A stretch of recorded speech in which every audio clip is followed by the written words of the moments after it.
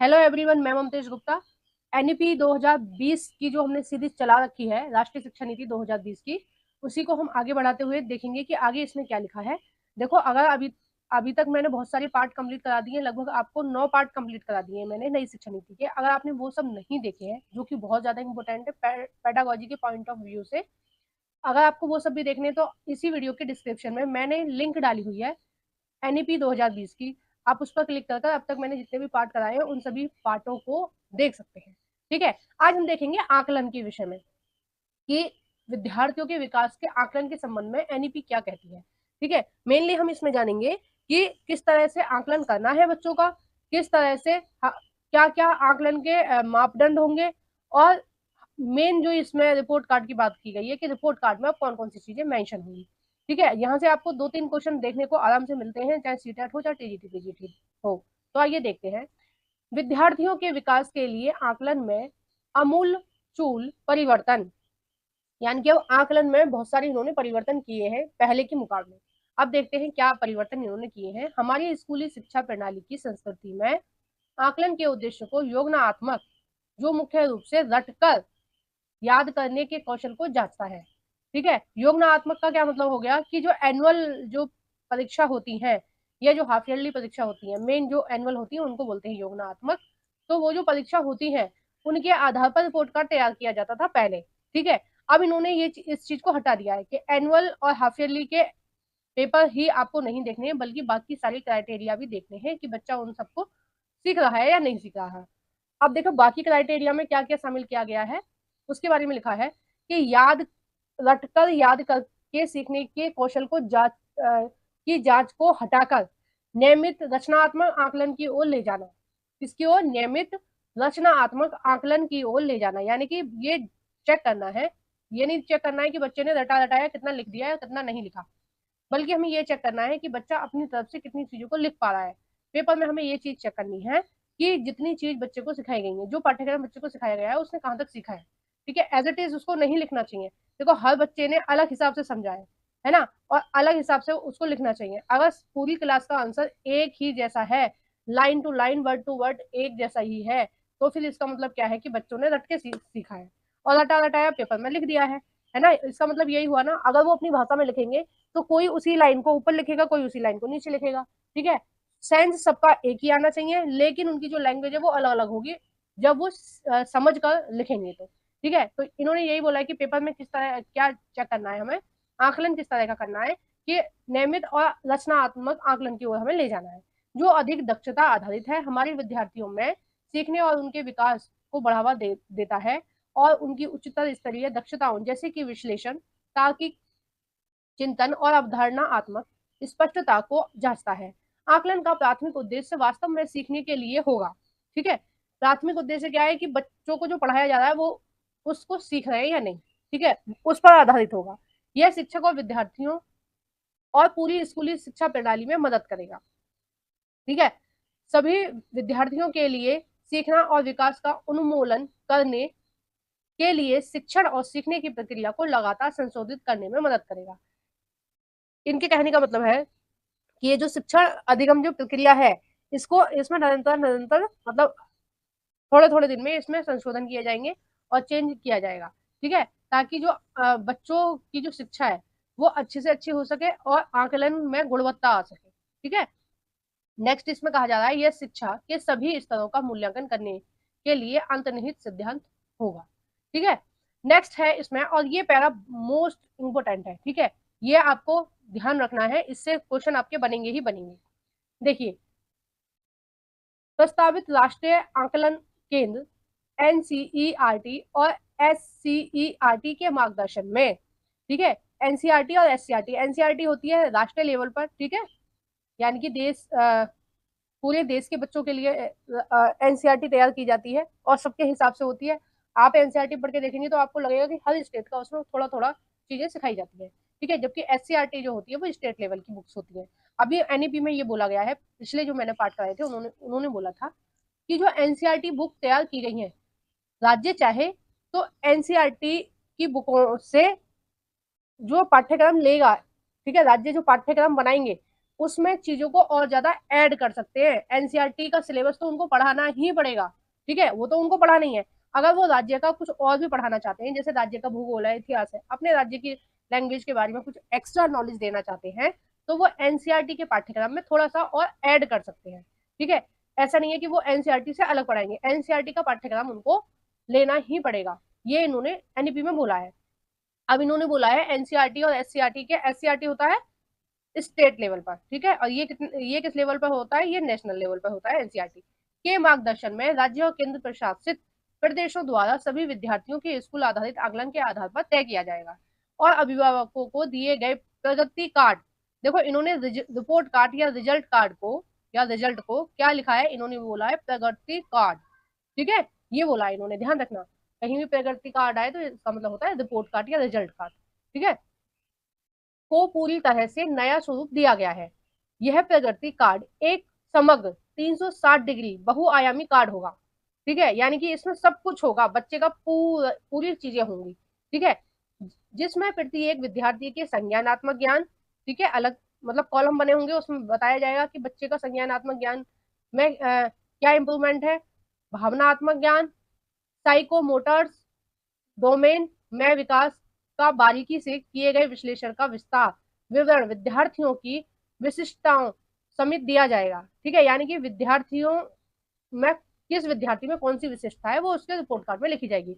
उसमें स्वयं मूल्यांकन, सहपाठी मूल्यांकन, सहपाठी मूल्यांकन का मतलब होता है, जैसे कई बार क्या होता है, टीचर इस तरह की एक्टिविटी कराते हैं कि भाई आपस में आप आकलन करो कि इसको ये, जैसे कोई निबंध दे दिया याद करने के लिए, तो कहेंगे एक दूसरे का मूल्यांकन करो, ठीक है, यानी कि निबंध को तुम इससे सुनोगे, वो उससे सुनेगा, ये इससे सुनेगा, इस तरह से, ठीक है। स्वयं मूल्यांकन क्या होता है कि बच्चे को कोई एक्टिविटी दी गई या कोई काम दिया गया, ठीक है, और फिर टीचर कहेगी कि तुम खुद चेक करो कि तुमने क्या क्या गलती करी है, तो बच्चा अंडरलाइन करेगा और फिर बच्चा अपने हिसाब से अपने आप को मार्क्स देगा, ठीक है। तो ये हो गया स्वयं मूल्यांकन, ये हो गया पाठ्य सहपाठी, यानी कि उसके फ्रेंड ने जो मूल्यांकन किया है वो मूल्यांकन। प्रोजेक्ट कार्य जो असाइनमेंट बच्चों को दिए जाएंगे वो, और खोज आधारित अध्ययन में प्रदर्शन, क्विज, रोल प्ले, समूह कार्य, पोर्टफोलियो आदि शिक्षक मूल्यांकन सहित शामिल होंगे।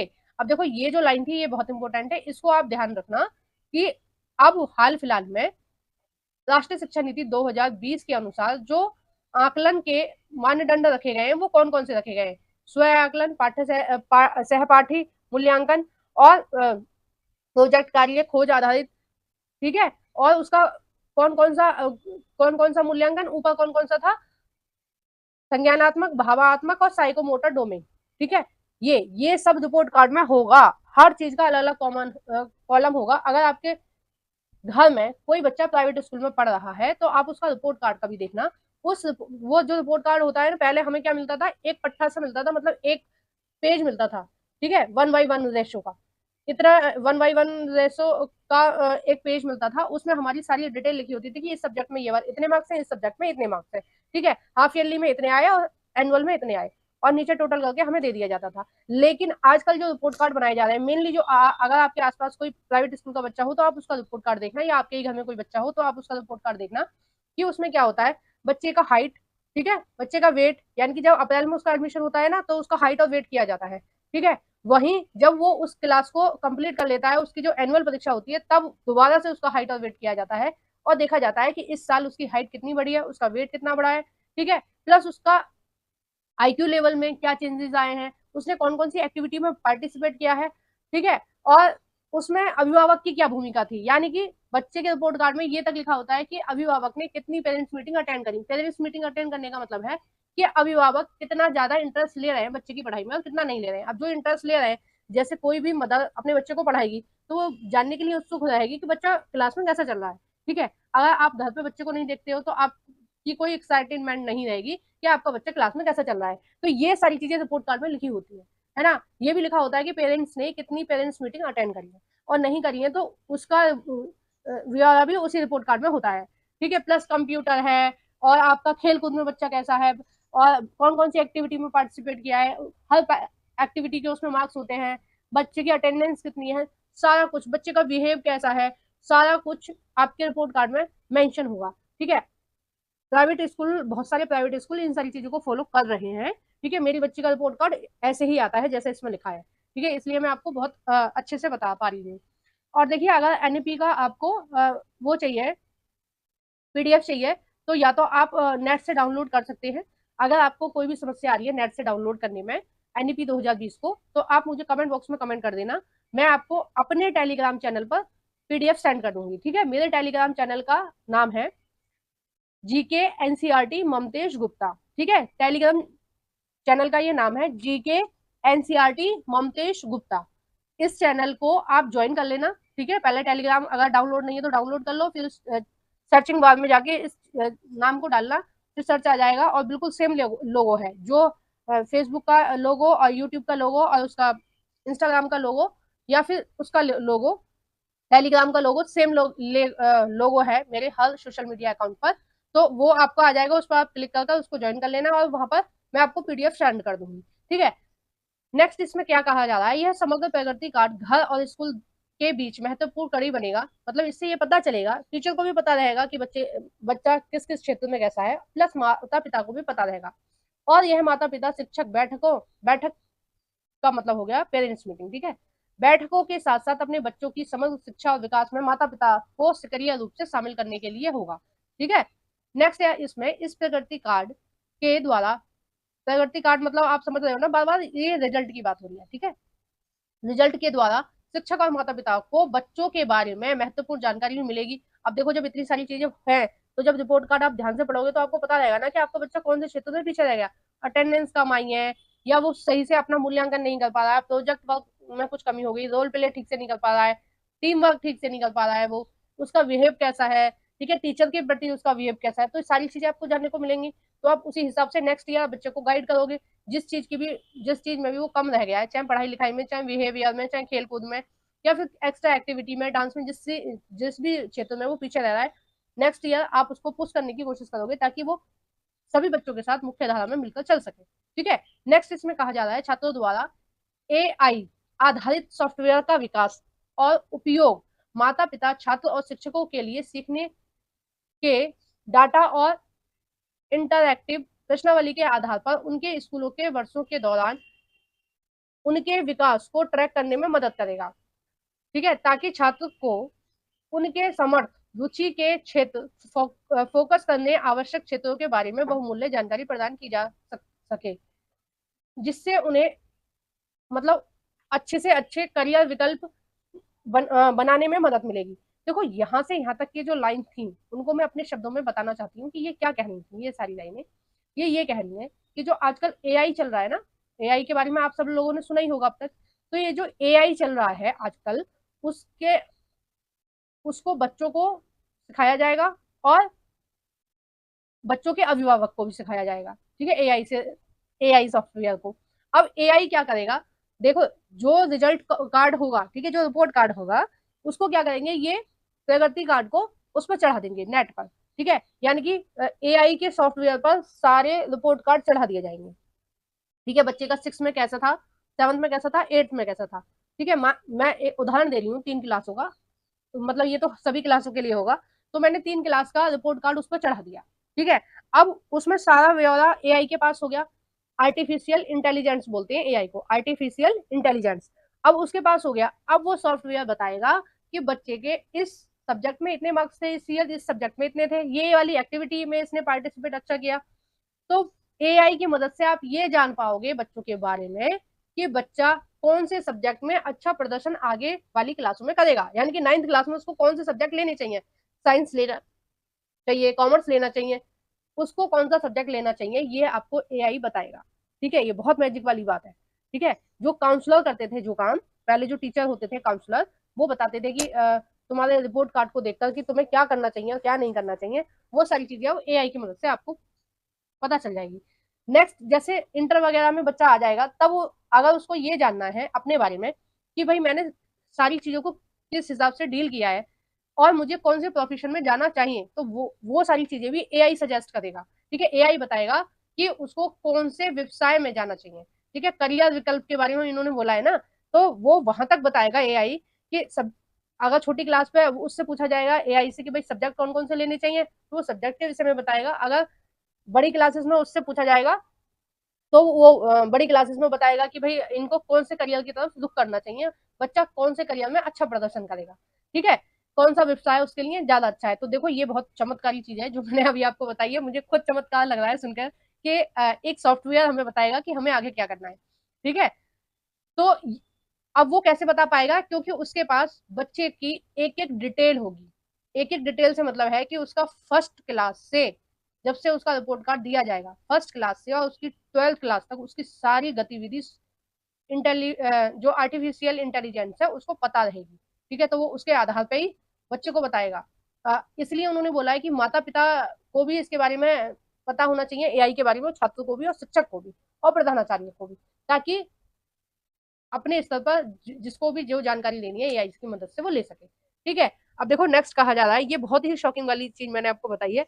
अब देखो जब एनईपी में लिखी हुई है तो परीक्षा में भी पूछी जाएगी 101%, तो आपको पता होनी चाहिए, ठीक है। अब देखिए नेक्स्ट इसमें कहा जा रहा है, बोर्ड परीक्षाएं और प्रवेश परीक्षा सहित माध्यमिक स्कूल परीक्षाओं की वर्तमान प्रकृति और परिणाम स्वरूप आज की कोचिंग संस्कृति। देखो इस पैरे का मतलब ये है, मैं बता देती हूँ, पूरा पैरा पढ़ने में काफी टाइम लग जाएगा मुझे, इसलिए मैं आपको ऐसे ही बता देती हूँ। ये कह रहे हैं कि आजकल क्या चलन चल गया है कि हर चीज की बच्चे कोचिंग ले रहे हैं, है ना, जो कि हमें खुद को नहीं पता कि हम कौन से सब्जेक्ट में अच्छे हैं, ठीक है। अब कोचिंग लेके आप 4 महीने एक ही सब्जेक्ट को जब पढ़ोगे, चाहे इंग्लिश है, चाहे मैथ है, चाहे साइंस है, कुछ भी है, ठीक है, हम कोचिंग लेके उस परीक्षा में पास हो जाते हैं। उसके बाद अब उस एंट्रेंस में हम पास हो गए, जैसे एमबीबीएस का एंट्रेंस है या बीएड के लिए एंट्रेंस है, ठीक है, या आपका एलएलबी के लिए एंट्रेंस है, तो हम क्या करते हैं, जिस सब्जेक्ट में हम वीक है उस सब्जेक्ट का हम ट्यूशन पढ़ लेते हैं, जो कि क्या है, वो एक गलत चीज है। हमने कुछ महीने मेहनत करके उसमें एडमिशन ले लिया, लेकिन वाकई में हमारी रुचि नहीं है उस सब्जेक्ट में, ठीक है, हमारी रुचि नहीं है, लेकिन हमें करना है, इसलिए हमने ट्यूशन लिया और हमने उसको क्लियर कर लिया। अभी के लिए तो सही है कि आपका एडमिशन हो गया, लेकिन जब आपकी उस चीज में रुचि है ही नहीं, तो आप आने वाले 4-5 साल उसी सब्जेक्ट को पढ़ने वाले हो जिसमें आपका एडमिशन होगा, ठीक है। जब आने वाले 4-5 साल आप उस सब्जेक्ट को झेलोगे और बाद में जब आप उस सब्जेक्ट से रिलेटेड व्यवसाय में उतरोगे तो आपको उतना ज्यादा बेनिफिट नहीं होगा। इसकी वजह कि इन कोचिंगों पर बैन लगाया जाए, इन कोचिंगों को ना लिया जाए बच्चे के द्वारा, जबकि बच्चा अपनी क्षमता के अनुसार एंट्रेंस परीक्षा में बैठे और जो सब्जेक्ट उसको अच्छा लग रहा है, जिस सब्जेक्ट में उसके मार्क्स अच्छे आएंगे, उस आधार पर वो उस स्ट्रीम में अपना एडमिशन ले और एडमिशन लेने के बाद उसमें अच्छा प्रदर्शन करे। जब वो अपने मन के सब्जेक्ट पढ़ेगा तो बच्चा उस क्षेत्र में बहुत अच्छा कर पाएगा, ठीक है। जबकि हो क्या रहा है आजकल, हर पीढ़ी के लोगों को, यहाँ तक कि बच्चों की बात नहीं कर रही हूँ मैं, बच्चों के माता पिता को ज्यादा ये रहता है कि इसकी कोचिंग लगवा दो और ये इन सब्जेक्टों में अच्छा हो जाएगा और फिर ये एमबीबीएस कर लेगा, नेट क्लियर कर लेगा, बीएड हो जाएगी इसकी। या बीएड का तो खैर कोई नहीं सोचता है ना, बीएड तो बहुत आजकल बिल्कुल कुछ ऑप्शन नहीं बचता, तो शायद जब करते होंगे बीएड, ज्यादातर लोग बीटेक एमबीए ये सब करना चाहते हैं। तो यही चीज कही जा रही है कि ये बहुत दुर्भाग्य वाली बात है कि कोचिंग के द्वारा ये चीज सीखी जा रही है। और होता क्या है कि कुछ लोग जो कोचिंग में ज्यादा पैसा खर्च करके एडमिशन ले लेते हैं जबकि उनकी रुचि नहीं है उस सब्जेक्ट में, ठीक है, फिर भी कोचिंग में ज्यादा पैसा खर्च करके वो शिक्षा ले लेते हैं, बाद में क्या होता है वो उस प्रोफेशन में जाते हैं तो वो अपना 100% नहीं दे पाते हैं।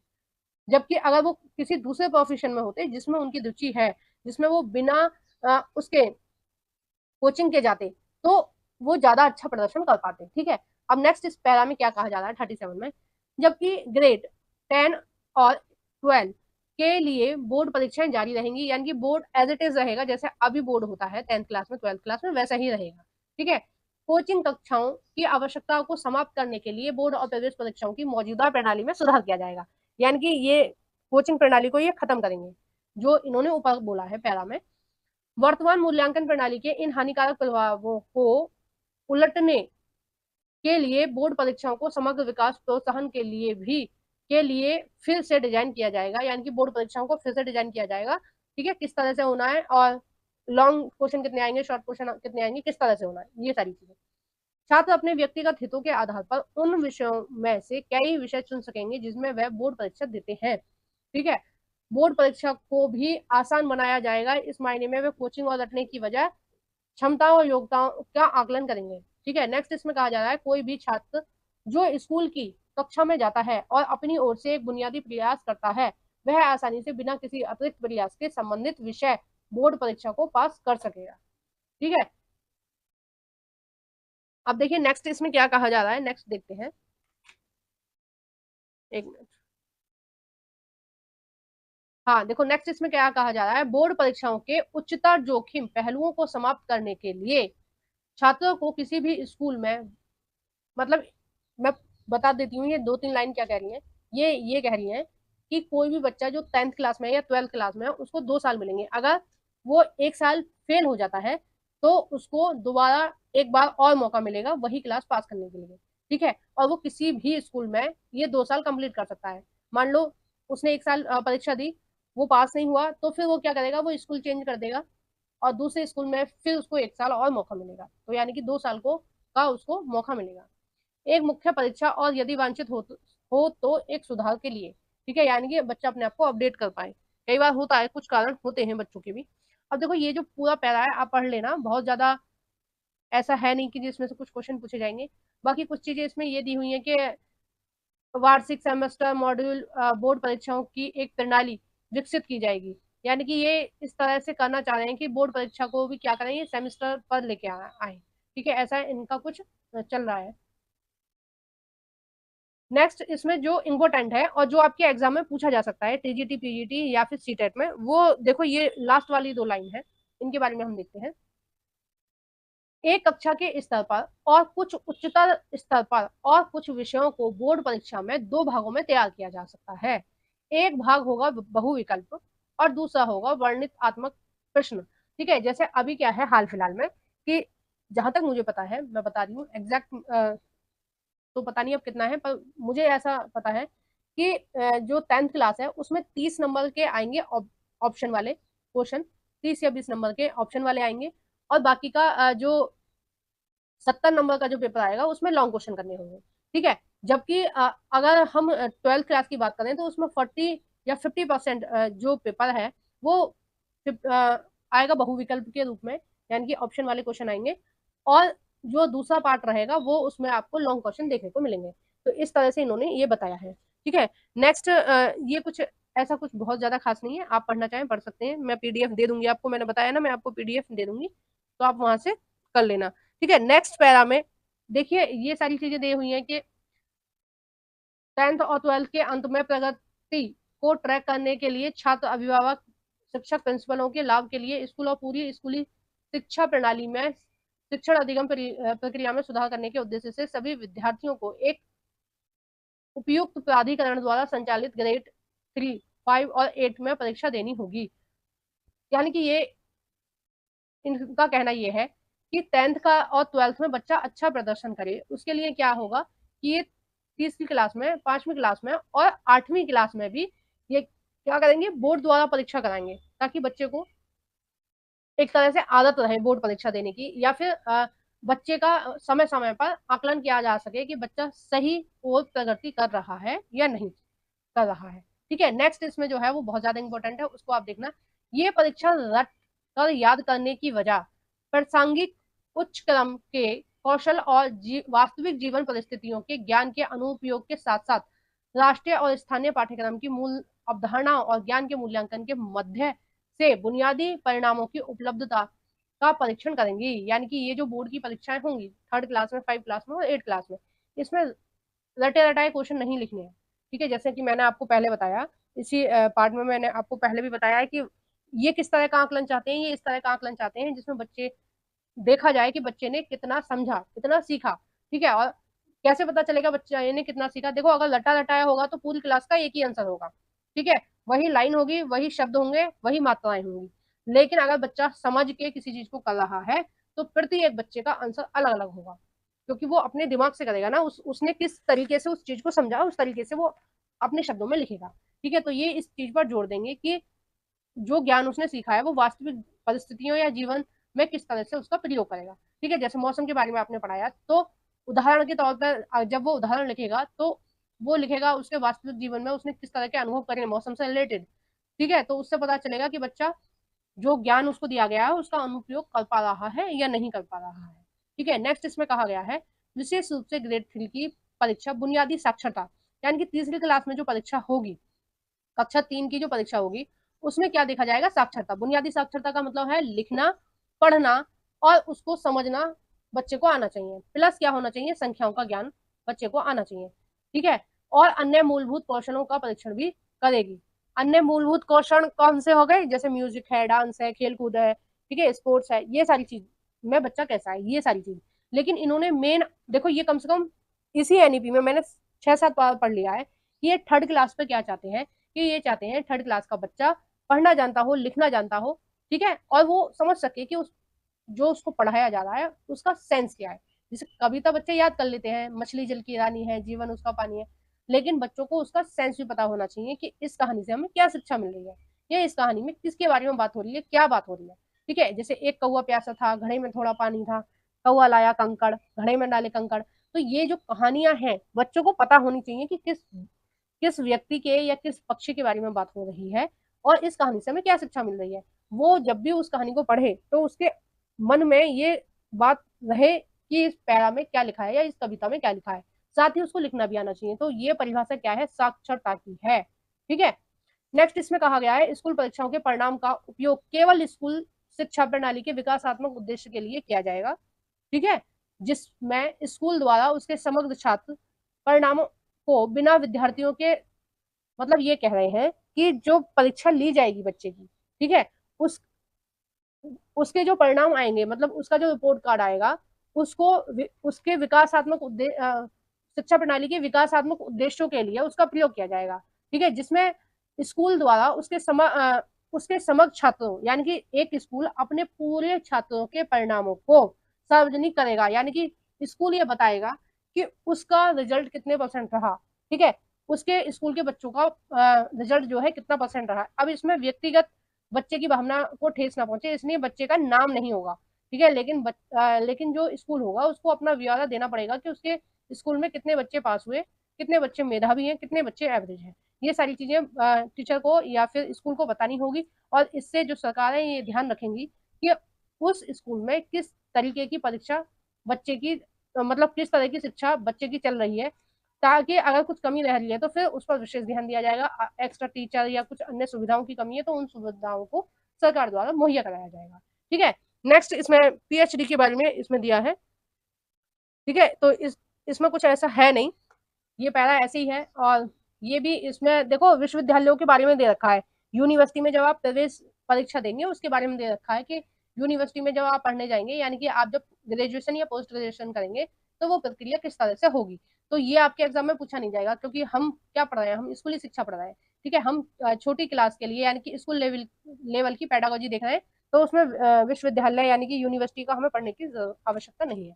और नहीं यहाँ से कोई भी क्वेश्चन पूछे जाते हैं, अब तक मैंने 10-12 प्रैक्टिस स्टार्ट करा दिए हैं सीटेट के, मैंने नहीं देखा कि कभी इस तरह के क्वेश्चन उसमें पूछे गए हैं, ठीक है। अब नेक्स्ट इसमें बहुत इंपॉर्टेंट है, इसमें जो नेक्स्ट हेडिंग है इसका मतलब है कि जो मेधावी बच्चे होते हैं, जो विशिष्ट बच्चे होते हैं, जो इंटेलिजेंट बच्चे होते हैं, उनकी किस तरह से सहायता की जाएगी ताकि वो निरंतर आगे बढ़ते रहें, ठीक है। उनको कुछ विशेष सुविधाएं दी जाएंगी ताकि वो अपनी गति के हिसाब से अपना विकास कर सके। अब जैसे कुछ बच्चे होते हैं, मान लो आप 5 क्लास का कोई बच्चा है, कोई क्लास है 5 क्लास की, ठीक है। अब 5 क्लास में क्या है, कुछ बच्चों को 10 तक टेबल आते हैं, जो ऑन एवरेज बच्चे हैं उनको 10 तक टेबल आते हैं, लेकिन एक बच्चा है जिसको 20 तक टेबल आ रहे हैं, उसके आगे का भी आ रहा है, ठीक है, और अच्छे लेवल के उसको गुणा भाग आ रहे हैं, अच्छा लेवल की वो कैलकुलेशन कर पा रहा है, तो उसको कुछ एक्स्ट्रा भी कराया जाए, ठीक है, ये एनईपी 2020 कह रहा है। अब देखिए इसकी हेडिंग क्या है, विशेष प्रतिभा वाले और मेधावी विद्यार्थियों के लिए सहायता। अब इस पैरा में हम ये पढ़ेंगे कि कौन कौन सी हेल्प जो मेधावी बच्चे हैं या विशिष्ट बच्चे हैं या फिर थोड़े से प्रतिभाशाली हैं, यानी कि थोड़े जो एवरेज बच्चे हैं उनसे जो ज्यादा इंटेलिजेंट बच्चे हैं उनकी किस तरह से मदद की जाएगी।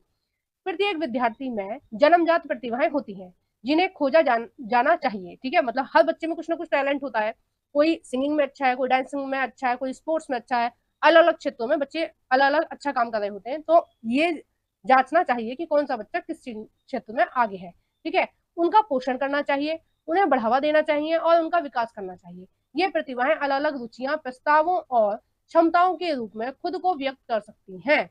जो छात्र किसी दिए गए दायरे में विशेष रुचि और क्षमता को दिखाते हैं उन्हें उस दायरे में सामान्य स्कूल पाठ्यक्रम से परे, ठीक है, ये जो लाइन है ये आपको कई बार देखने को मिलेगी, इसको ध्यान रखना, ठीक है, मोस्ट इंपोर्टेंट है ये लाइन। इसमें कहा जा रहा है कि जो प्रतिभाशाली बच्चे हैं उनको पाठ्यक्रम से परे यानी कि एक्स्ट्रा भी उनको पढ़ाया जाएगा, ठीक है, सामान्य बच्चों की बात नहीं हो रही है, प्रतिभाशाली बच्चों की बात हो रही है कि प्रतिभाशाली बच्चों को स्कूली पाठ्यक्रम से परे भी अध्ययन के लिए प्रोत्साहित किया जाएगा, क्योंकि वो कर सकते हैं, है ना। शिक्षक शिक्षा में विद्यार्थियों की प्रतिभाओं और रुचियों की पहचान और इन्हें बढ़ावा देने के तरीके शामिल होंगे। एनसीईआरटी और एनसीईटी प्रतिभाशाली बच्चों की शिक्षा के लिए दिशा निर्देश विकसित करेंगे। बीएड कार्यक्रम में भी प्रतिभाशाली बच्चों की शिक्षा में विशेषज्ञता अर्जित की जा सकेगी, यानी कि बीएड में भी, बीएड का जो पाठ्यक्रम है उसमें भी टीचरों को ये सिखाया जाएगा, जो भावी टीचर बनने वाले हैं, जो भविष्य में टीचर बनने वाले हैं, उनको ये सिखाया जाएगा कि भाई तुम्हें प्रतिभाशाली बच्चों को किस तरह से डील करना है और किस तरह से उनको आगे बढ़ाना है, ठीक है। जैसे विशिष्ट बच्चों के बारे में पढ़ाया जाता है, जैसे विकलांग बच्चों के बारे में पढ़ाया जाता है कि आपको विकलांग बच्चे हैं या अपराधी बच्चा है या फिर कोई दूसरे कैटेगरी के बच्चे हैं, कोई देख नहीं सकते, कोई बच्चे सुन नहीं सकते, कुछ बच्चे चल फिर नहीं सकते, है ना। तो इस तरह के जो बच्चे हैं, कोई भी उनको डिसएबिलिटी है, तो उस तरह के जो बच्चे हैं उनको आपको किस तरह से पढ़ाना है, किस तरह से उनकी देखभाल करनी है। इसके साथ ही अब प्रतिभाशाली बच्चों के बारे में भी पढ़ाया जाएगा। अब देखिए कौन कौन से कदम उठाए जाएंगे प्रतिभाशाली बच्चों के संवर्धन के लिए, वो हम देखते हैं। शिक्षकों का उद्देश्य छात्रों को पूरक संवर्धन सामग्री और मार्गदर्शन और प्रोत्साहन देकर कक्षा में उनके एकल हितों और या प्रतिभाओं को प्रोत्साहित करना होगा, ठीक है, यानी कि उनको आगे बढ़ने के लिए इस तरह से मतलब मार्गदर्शन करना या पूर्व संवर्धन करने से मतलब है कि कंपटीशन रखना, ये सारी चीज करी जाएंगी, ठीक है। विषय केंद्रित और प्रोजेक्ट आधारित क्लब, सर्कल, ठीक है, ये सारी चीज उनको दी जाएंगी। स्कूल कॉम्प्लेक्स जिले और उसके आगे स्तरों पर अत्यधिक प्रोत्साहित किया जाएगा, ठीक है। साइंस सर्कल, इस तरह से सर्कल बना दिए जाएंगे, जैसे कुछ बच्चे साइंस में इंटेलिजेंट है तो उनका एक सर्कल बना दिया जाएगा साइंस सर्कल, कुछ बच्चों का बना दिया जाएगा मैथ सर्कल, जो मैथ में ज्यादा इंटेलिजेंट है। Music pharmacist circle, chess circle, ठीक है, चेस जो गेम होता है उसकी बात है, चेस सर्कल, ठीक है, पोर्ट्रेटी सर्कल, लैंग्वेज सर्कल, ठीक है, ड्रामा सर्कल, कुछ लोग ड्रामा में बहुत अच्छे होते हैं, ड्रामा सर्कल, डिबेट सर्कल, ठीक है, जो डिबेट होती है स्कूलों में उसके बारे में बोला गया है। स्पोर्ट्स सर्कल, इको सर्कल, स्वास्थ्य और कल्याण क्लब या सर्कल, इस तरह से चीजें की जाएंगी। और कुछ योग सर्कल। अब ये कौन से बच्चों के लिए सुविधा दी जाएंगी या कौन से बच्चों को प्रोत्साहित किया जाएगा, इन सब में जिन बच्चों की रुचि पढ़ाई के साथ साथ इनमें भी है। अब देखो जो एवरेज बच्चा है वो केवल सिलेबस पढ़ेगा, ठीक है, वो सिलेबस पढ़ ले उसके लिए वही काफी है। लेकिन कुछ बच्चे होते हैं एक्स्ट्रा के, भाई सिलेबस का तो हमने कर लिया, अब हमें एक्स्ट्रा भी करना है कुछ, तो जो एक्स्ट्रा करना है तो जिस बच्चे की रुचि जिस क्षेत्र में है उस क्षेत्र में उसको डाल दिया जाएगा, ठीक है। और इस सब में कौन मदद करेगा, उसका टीचर मदद करेगा और स्कूल प्रशासन पूरी तरह से मदद करेगा।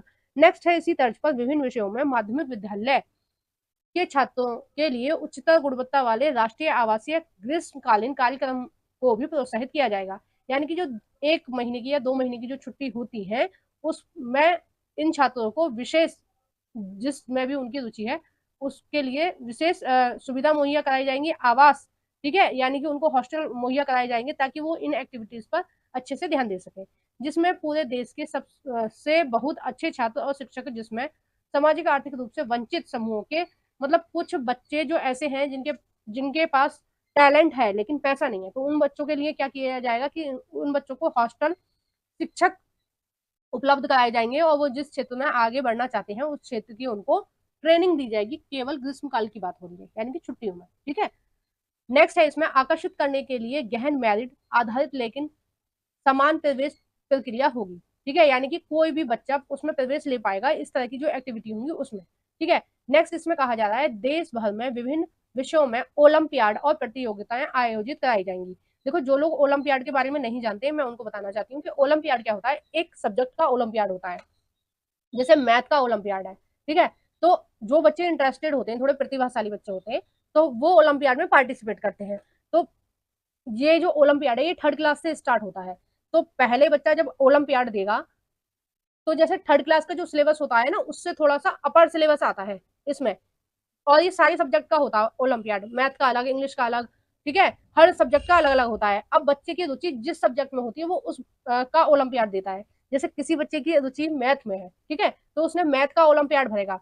अब एक से ज्यादा भी ओलंपियाड भर सकते हैं, लेकिन मेनली बच्चे एक का ही ओलंपियाड भरते हैं। ठीक है, फिर ओलंपियाड की एक बुक होती है, उसके अकॉर्डिंग उन्हें तैयारी करनी होती है। फिर ओलंपियाड का पेपर होता है। उस पेपर में अगर आपके अच्छे मार्क्स आते हैं तो फिर आप जिले लेवल के ओलंपियाड में जाते हैं। ठीक है, जिले लेवल के ओलंपियाड के बाद में आप फिर राज्य लेवल के ओलंपियाड में जाते हैं। फिर अगर वहां से भी आप जीत जाओगे तो आप नेशनल लेवल के ओलंपियाड में जाओगे। ठीक है, और फिर वहां से अगर वहां पे भी आप जीत रहे हो, ठीक है, तो ये उन बच्चों पर सरकार की पूरी नजर रहेगी कि ये बच्चे इस सब्जेक्ट में अच्छे हैं, इसलिए ये जिले लेवल से जीतते हुए नेशनल लेवल पर आए हैं। तो फिर गवर्नमेंट उनके ऊपर खुद इन्वेस्ट करेगी और जिस क्षेत्र में वो जाना चाहते हैं ओलंपियाड के माध्यम से, उस क्षेत्र के लिए सरकार कुछ उनको प्रोत्साहन करेगी, मतलब कुछ आर्थिक सहायता करेगी। ठीक है, ताकि वो और अच्छा कर सके। और ये इस तरह की परीक्षाएं होती हैं, प्राइवेट स्कूल में होती हैं ओलंपियाड, और गवर्नमेंट स्कूल में भी होती हैं। अभी हाल फिलहाल जैसे मैं दिल्ली का जानती हूँ, तो दिल्ली में इस तरह की चीजें हो रही हैं। आपको समझ में आ गया ना ओलंपियाड के बारे में। अब नेक्स्ट आगे हम देखते हैं, ओलंपियाड और प्रतियोगिताओं को आयोजित किया जाएगा जिसमें स्कूल से लेकर स्थानीय और राष्ट्रीय स्तर से जरूरी समन्वय के जरिए यह सुनिश्चित किया जाएगा कि सभी छात्र सभी स्तर पर इनमें उन्होंने क्वालिफाई किया है। ठीक है, यानी कि अपने अपने स्तर पर किस हिसाब से वो क्वालिफाई कर रहे हैं, इस सब की जानकारी दी जाएगी।